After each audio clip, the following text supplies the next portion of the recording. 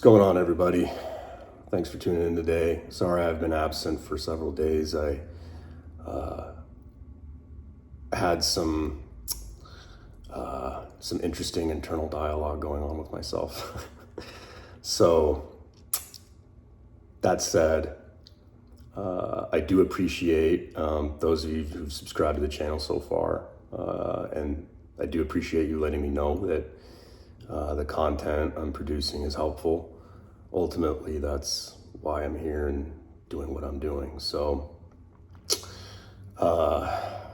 let's get right into it. So yeah, I had some challenges the past several days, with this proverbial devil and angel right on your shoulder, like both of them kind of chit-chatting in your ear.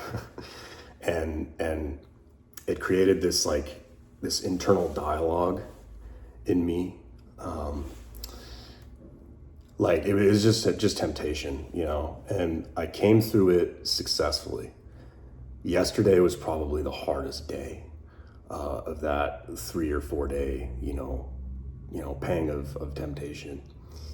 But I woke up this morning just feeling rejuvenated and I had passed God's test He put at my feet. So I wanted to share an insight with you guys that I gained from that. Because ultimately, there's no point in me getting on here and telling you guys stuff if I'm not actually doing the work, to gain experience with God and to follow in His footsteps. So, if I go several days without sharing anything, it's just I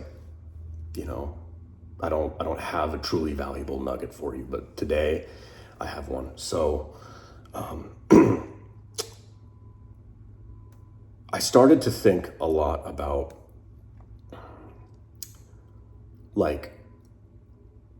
the most masculine, the manliest thing you can do, right, when you're going through struggles. And I started going back to figures in the Bible who were in instances that felt a bit like just impossible scenarios, right? I thought about,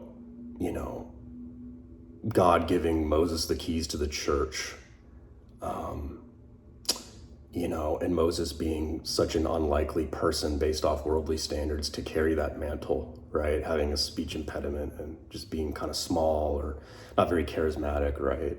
I thought of Joshua, who was Moses' successor in that regard, him not having any of the background or training or apparent resources to carry the mantle of the church. And I thought of Jonah, getting swallowed in the belly of the whale. I thought of David and Goliath. I thought of Daniel in the lion's den. And I think something that has to do maybe with Daniel's prophetic gifting is the extent to which he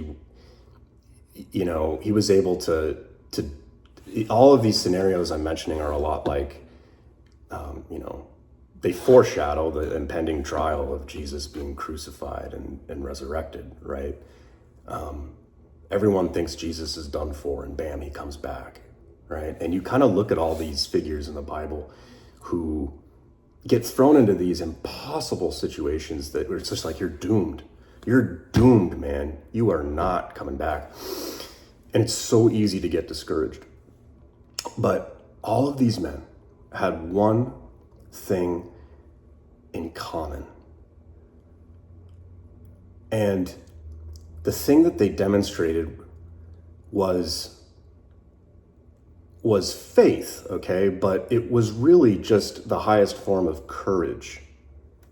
Okay, I don't think any secular person would argue that courage is a strong masculine trait, right? I think anybody would argue that that's great.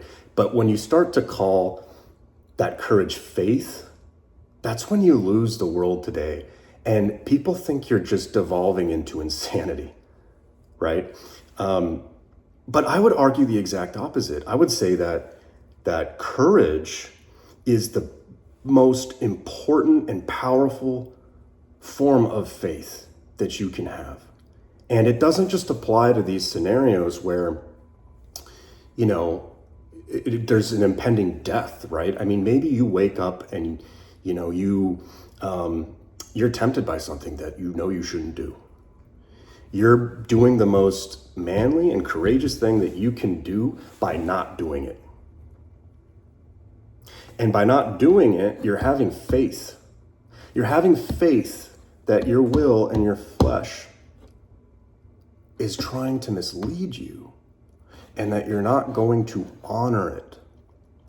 And in doing that, you're demonstrating courage.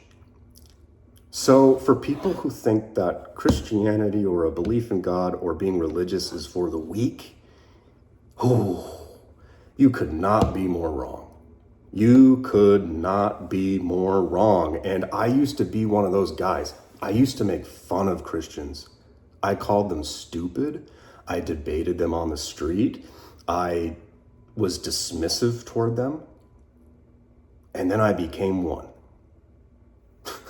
And I became one in a number of ways, which I'll get into in a separate video when I, share my testimony. But ultimately, courage is something we can all agree is manly or good or positive. But don't let anybody tell you that when you're having faith, that it's not the same thing as courage.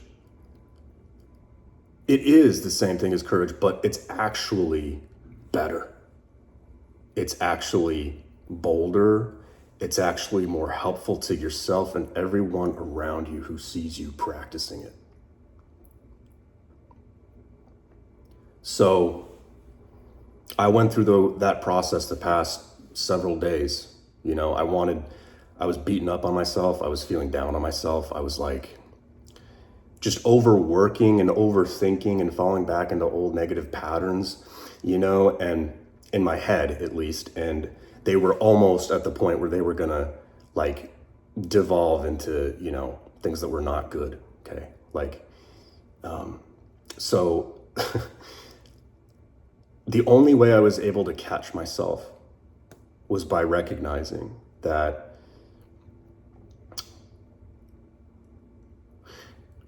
I could be courageous in having faith. And I made a choice. Okay, this is another important thing. Faith is a choice. It's not something that you either have or you don't. You have to choose it. You have to choose it even when you don't want to. Okay? And if you're in a situation where you have a hard time choosing it, that doesn't mean that you're not cut out to be a Christian or that God doesn't love you. It just means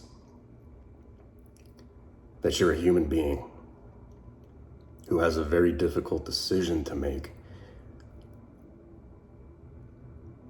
when faced with the option to choose sin or righteousness. You have to choose courage. You have to choose faith, and you have to surrender the outcome of whatever happens to God, not your flesh. So that's it for today.